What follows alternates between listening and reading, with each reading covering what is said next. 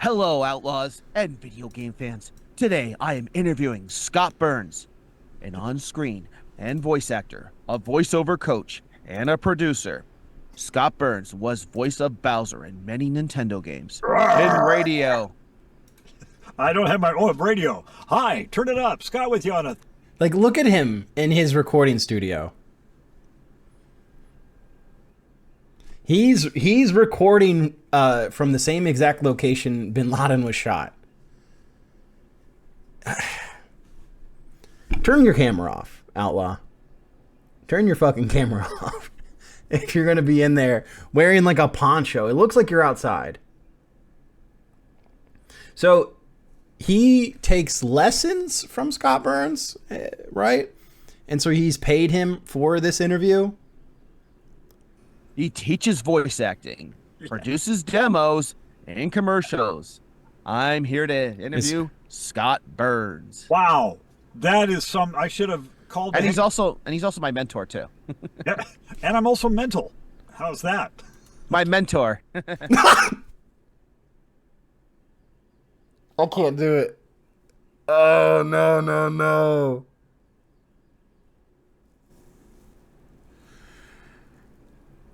Oh, he's so stupid. This is already. We're 42 seconds in, and I've already had to pause because I am just dying inside. He's my mentor, and I'm a little mental. My mentor.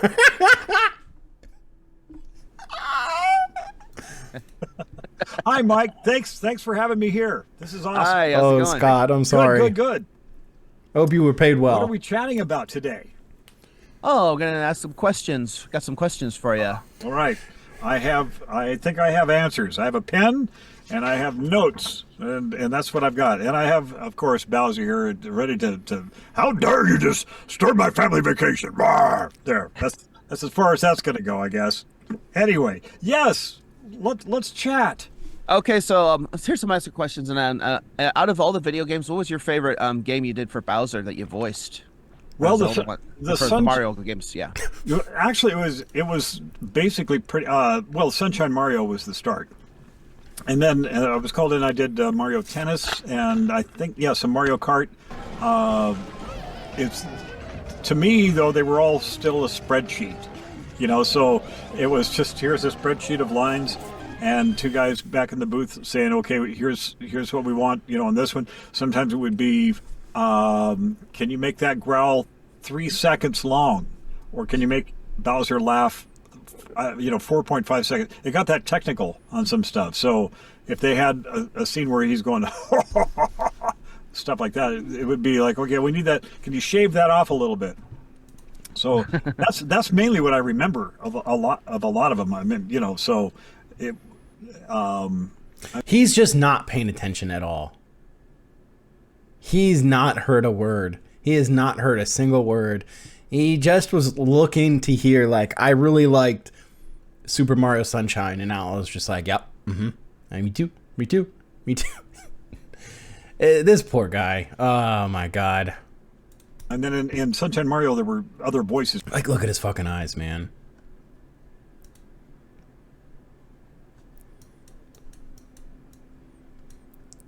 Just not. What is he even looking at? He just immediately turned off his brain. Too, so I do Toadsworth, and if you the like 45 seconds where he doesn't blink, he doesn't move his head at all. You almost can be tricked into thinking his like camera froze. I was the judge, but I think that was a one-shot deal with the judge and the prosecutor. I think that was just that one scene. They pitched him up a little bit so it wouldn't sound too much like the prosecutor. But maybe they were all inbred in Isle Delfino. I don't know that they would sound so close together. Poor Scott Burns. He's trying to make a joke, just trying to make him laugh, just trying to be like, hey, maybe they all sound alike. They're all related. Just trying to be weird, funny, whatever. I get it. And he's just talking to a brick wall.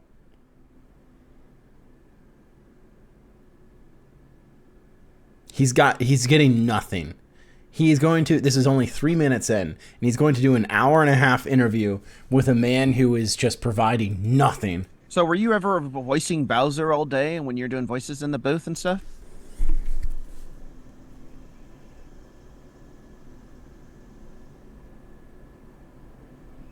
The fuck kind of question is that?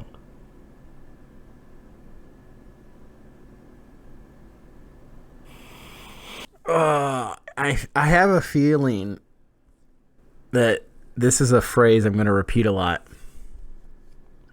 But that was one of the dumbest questions I've ever heard.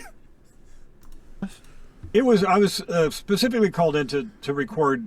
First of all, it was Bowser and then Toadsworth and all the other characters for the Sunshine Mario.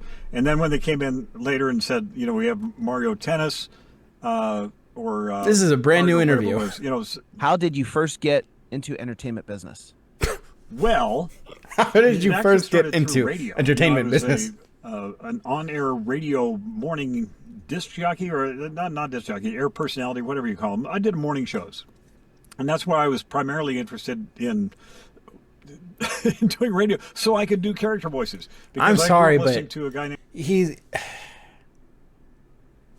he is just not paying. Again, just out of it, completely out of it. Charlie Brown. Can we get him some Narcan or something? Jesus fucking Christ!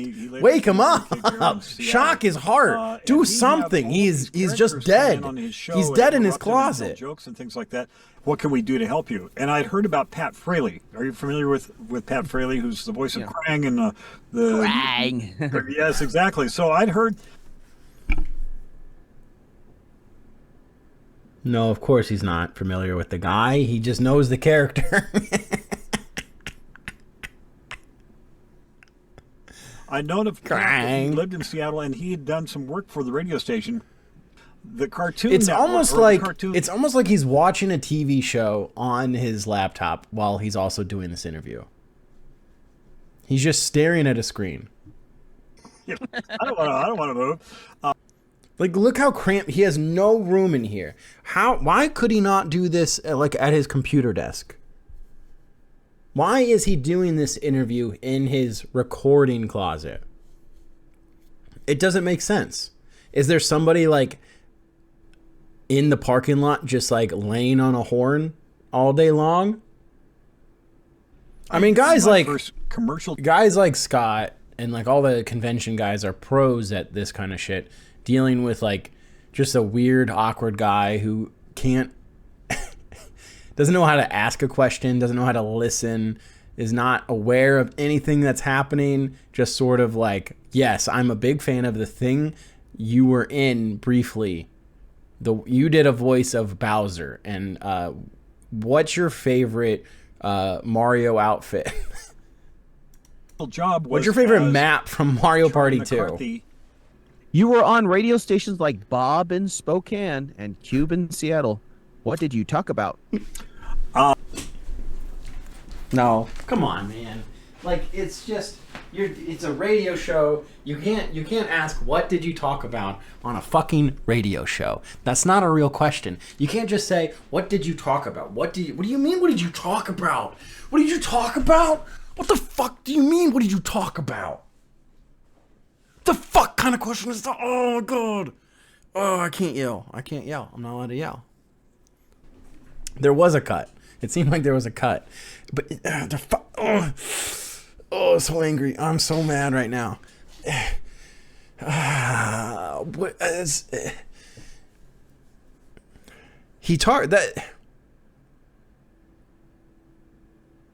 It's not the question you ask. Why would you ask that question? You could say, hey, what, something along the lines of, what were the vibes of the show? Was it a morning show? Did you do sport? Who fucking knows? I don't know. But then, what did you talk about? Just sit there, fucking dead-eyed. I don't remember a Bob. I did a commercial for Bob FM. Don't remember Bob. a couple of years ago. Obviously, I was on Creme in Spokane, Creme. KREM, and I'm on Creme right now. It was a top 40. You know, the hits. I mean, we were playing heart. It was the Bee Gees. It was right in the heart of disco mania. So lots of Bee Gees, lots of disco. But Barry Manilow. It was a top 40 radio station. How many mushrooms have you got? At whatever mall. How many stars in Mario Christmas 64 time have you and stuff. gotten? And we're not Scott? coming down until we've reached our goal of bring your toys. Do you like red shell or green a lot of shell? New gifts for kids and stuff like that. So that was. Have you fun. thought about Cold. voicing animes? I don't know if you've ever been hoisted up high up in the air in a crane in a little. Do you know bucket. Vegeta? If you have a fear of heights, that's not the best place to be. Handled it pretty Just well. sitting there but, stone faced. Just a lot of that's kind of my radio career summed up in just a lot of stunting. And, Can you get me a doing job? Stuff to get attention and hopefully get ratings or listeners. So you were like in a hot air balloon, you said? No, it was a crane. You know, crane. like Okay. a Nest crane. That How big was this crane? It was a industrial sized crane that would Just not they would listening. use to build the space. You needle. failed the test. Or I mean, it was. I forget what the footage was. How many feet up in the air? Just but it failing was every way up test there. possible. And it was just the basic little crane that you would see a crew if you're going. So you were in a hot air balloon? Washer crew, What the fuck? A little bucket. That you were in with that would hold two people, and then we just were up there. We were harnessed in. Fortunately, they had we got to wear the harness belt and all that kind of stuff. But I first started hearing it on transistor radios. It's crazy. Do you know what a transistor Zeke, radio 70 is? months. Mike? Thank you. Okay, it's a little I appreciate listening that. device that my brother used Go to have, live on Joystick. and he would listen to the top 40 radio. What is he stations, doing? and I just thought that was so cool because First of all, I'm just realizing that's a Cheetos water bottle.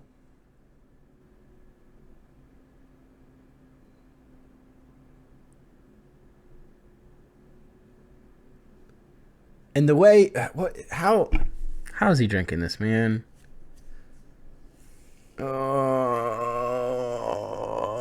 Did he think it was like actually like it was gonna be Cheetos water? we're playing the Beatles. We're playing the Beatles and the Rolling.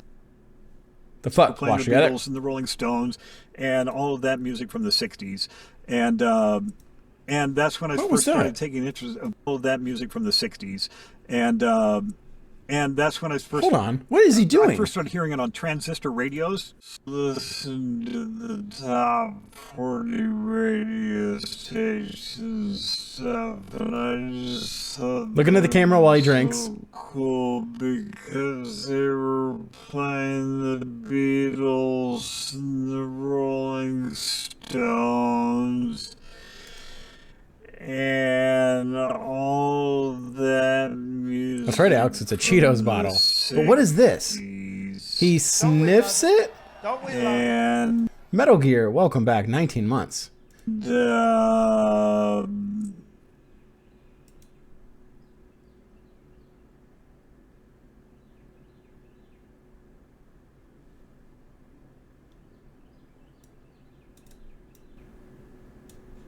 listen to the top 40 radio stations stuff, and I just thought that was so cool because they were playing the Beatles and the Rolling Stones and all that music from the 60s.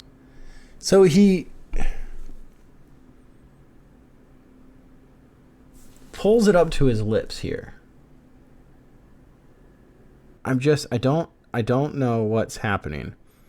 It's like he feels like the cold water from the bottle, and he's hot in his little closet and with his dress shirt on and like probably like 3 shirts on underneath, and like he's trying to cool himself down by putting the water on his lips. Also, why is he not drinking out of his cold as water bottle? Thought they were the best sponsor.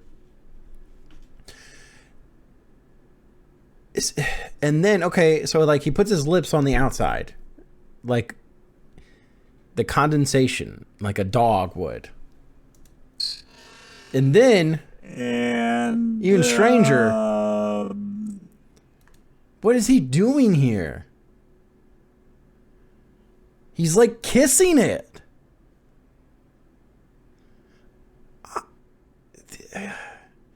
He's so weird. He's so weird.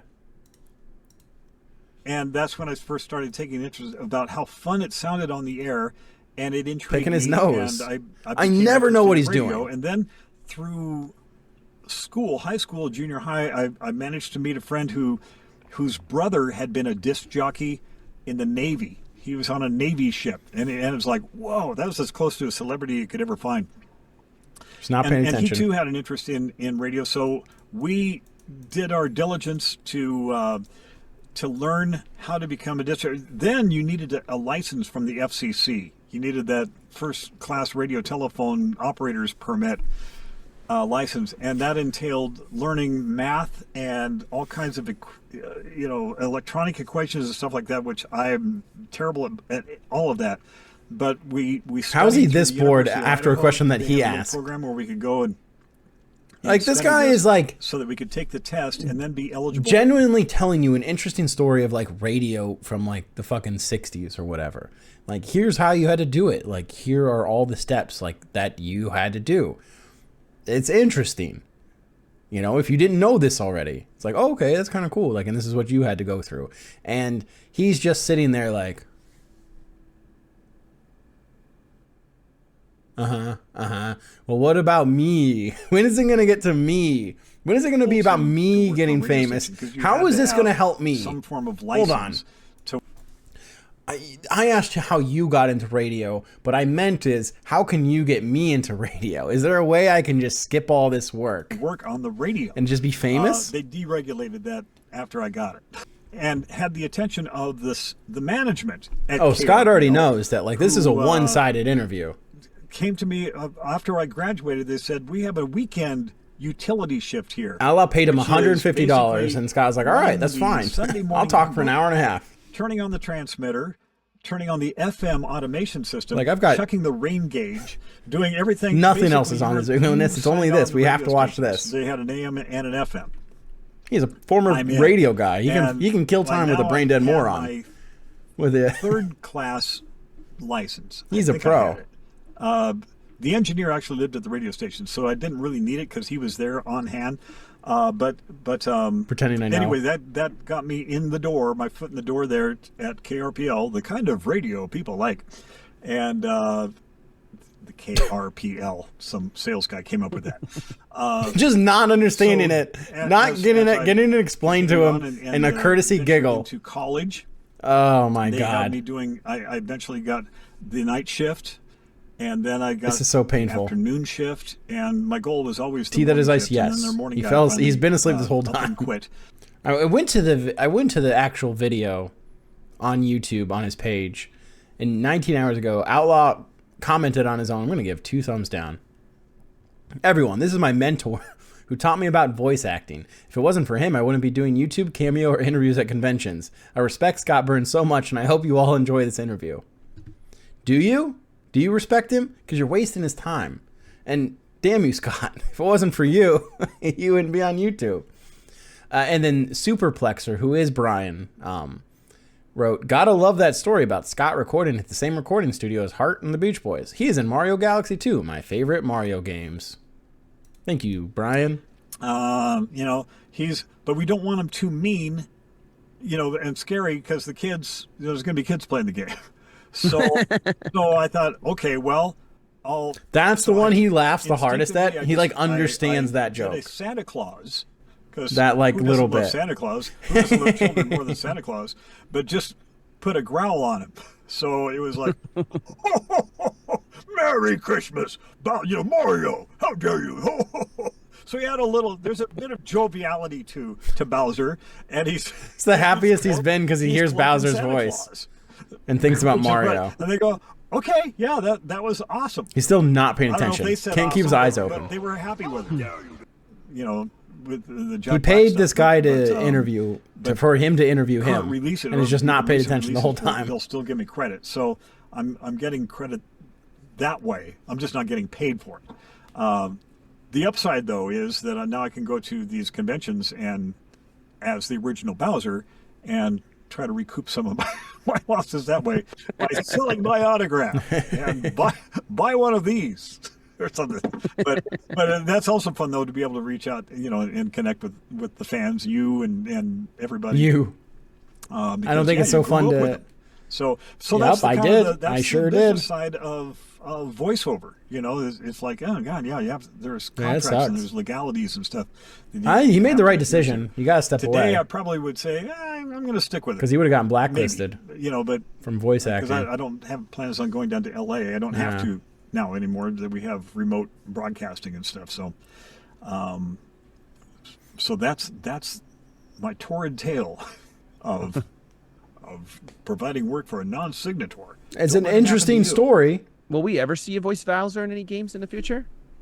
Well, I have.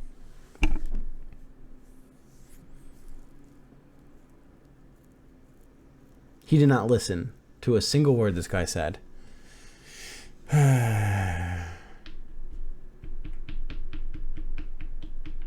Here's a story about how he had to give up being the voice of Bowser. How he had to choose between SAG threatening to blacklist him, make sure he never gets a union job ever again, or just be the voice of Bowser, which honestly probably didn't pay that well anyways. Otherwise Nintendo would just be in the union. And he tells this whole harrowing tale how he had to give it up and how what a hard decision I've had to make. That was so tough. And then his next question is, would you ever do it again? I've done work for Nintendo again though, but that was for a sales piece, and because I was like, wait a minute, and they said that's not part of the actors. That's a totally different thing. It's a marketing campaign. So I voiced the what's the Splatoon game. I was the narrator for the trailer for that, where he's talking about all the features. This is when Splatoon was first coming out. So I did get back to work with them. I forget what your original question was. He forgot too. Oh my god.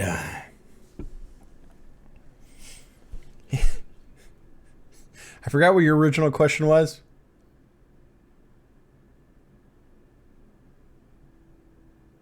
Bowser in the future. To do Bowser. If the opportunity came up, I would seriously check with that, and see what, if I could do it without getting spanked by the union.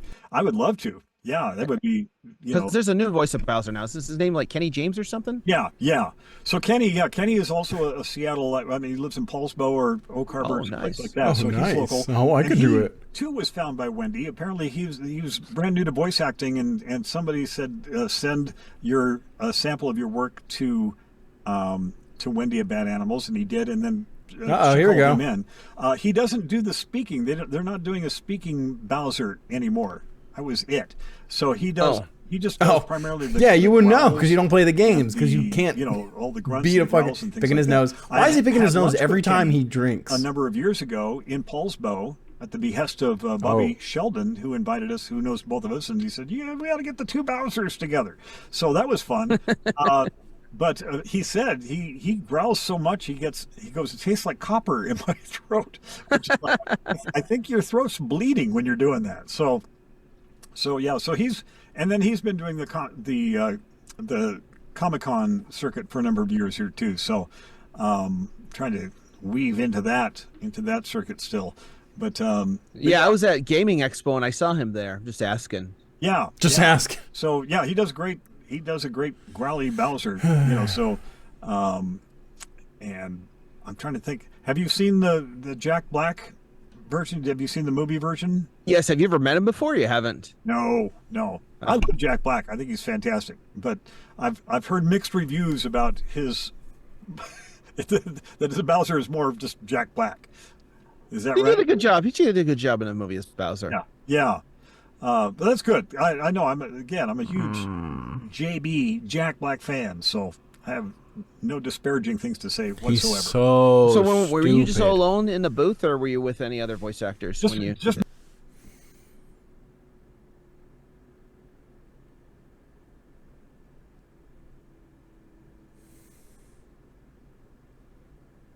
me, yeah. Okay. They brought, yeah, because there was no. I mean, again, it's a spreadsheet that they have you read, and then they're little MP3s. You know, they just plug in for Christ. big. You know, it occupies half of. The problem is you can't even like 4,000%. skip through it. And it was haunted. It's because like he's like talking. We're just listen. We're doing the same thing. If you want to tell the story, go ahead. I would love to. This is. Why you're not providing it? We got to skip something and notice something. Open up the because door. this is what's happening. We just keep watching this guy tell stories like Scott. You know, it's fine. It's interesting, but like Jesus Christ, he's just doing everything. And within steps. It truly is his podcast. He ended up sleeping at the studio there because he was. This is what we need to do. We need to have like an interview on WFYM. We need to do an interview podcast and just ask like 6 questions and just expect them to talk and carry on the whole conversation. But that was the first one, and then there's been. We both heard the door. Jamie, those are heavy doors. So I said, you have to do, and there's all wacky characters. Sometimes it's, they're having a discussion, and the actor in you goes, I can do it better. I can department store to another across the country, and quality. Where else has? I think yes, yeah, because it's I don't think it's biannually. I mean, I don't think it's an annual thing where you'd have to spend $600 every year. That would be silly. I think maybe I don't know. Don't quote me on that. Wait, so what the fuck? Not sure. Well, meets up to offer them in case Source Connect, Source Element. So that's when it's hard to say. Characters are fun no matter what. How's that for a center line? They're all good, Mike. So tell us about Source Connect, because I've never used Source Connect before. That's new to me. Source Connect is so I guess we skipped a question, which is who is your favorite character? What's your to ISDN? Do you remember what ISDN? I don't even remember what it's integrated something. It was a phone line that had like digital qualities to it, and didn't even start off as an audio idea. It was basically to transfer receipts from one department store to another across the country. And some engineer at the phone store at the phone company said, "Hey, you can put audio on this, and it sounds like it's right next door." So that's when ISDN became popular, and it was also very expensive. You had to have a line installed into your home. You had to have a box. The interface box cost like $5,000. The service itself to have it was like $5,000, and then you still had to pay long distance charges if you did a session.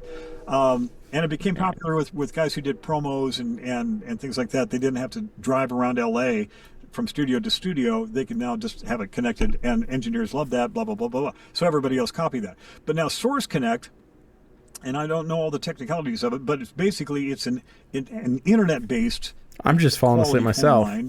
Or quality studio connectivity source.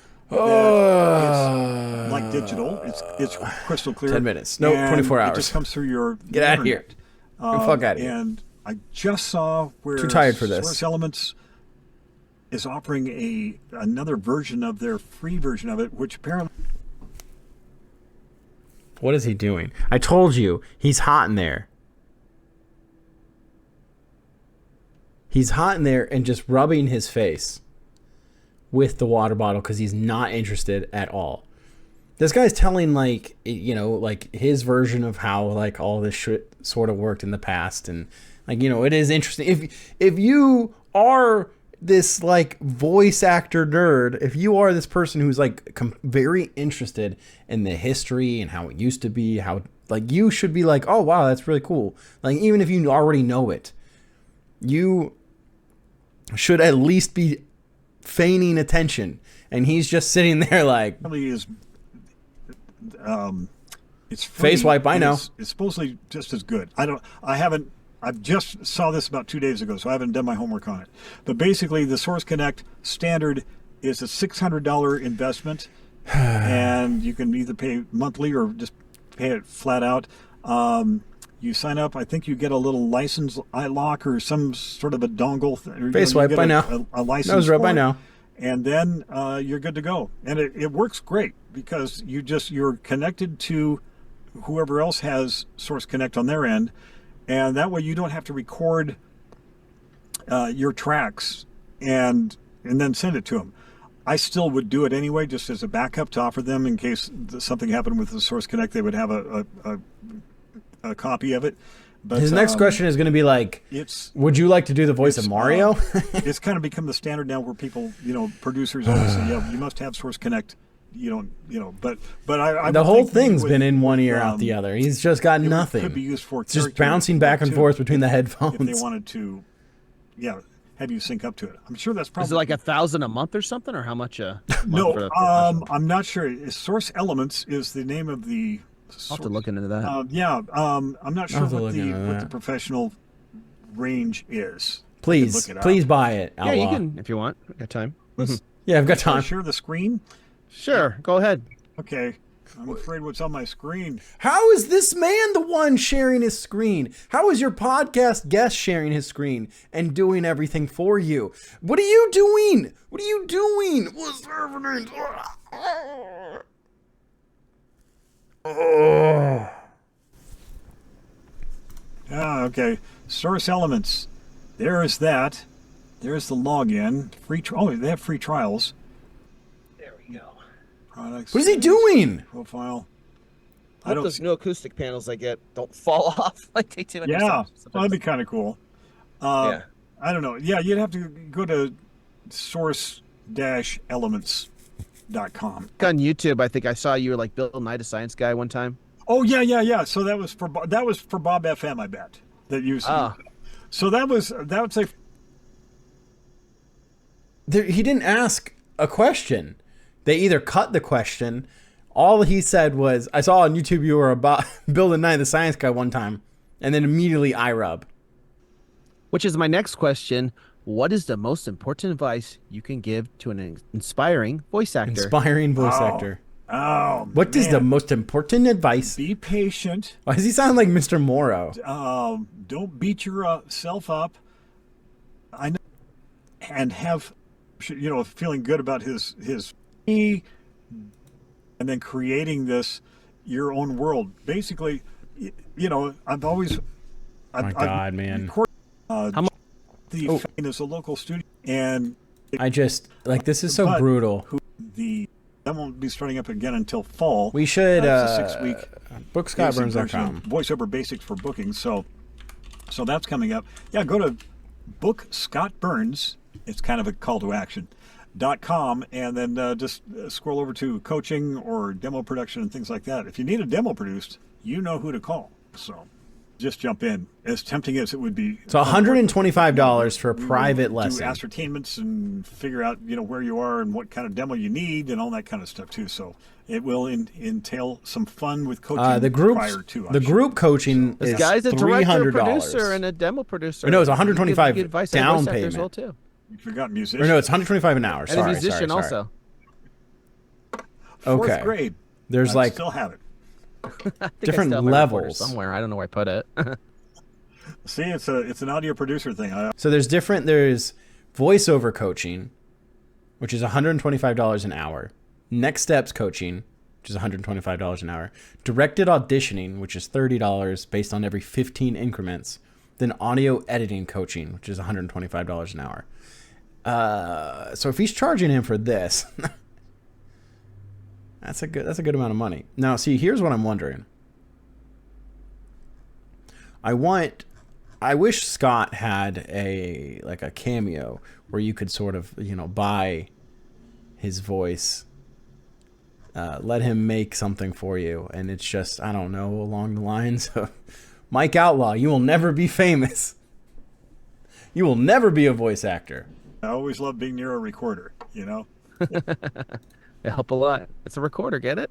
I have many dumb dad jokes that I can recorder, share with get it? So. Okay. All right, guys. Well, thank you, Scott, for being a guest on my show. Thank you, Mike. Appreciate that, and check him out at Mike SummerCon, Outlaw. everybody. He will be there. Thank you, Nick, for your fine editing. Fuck you, Brian.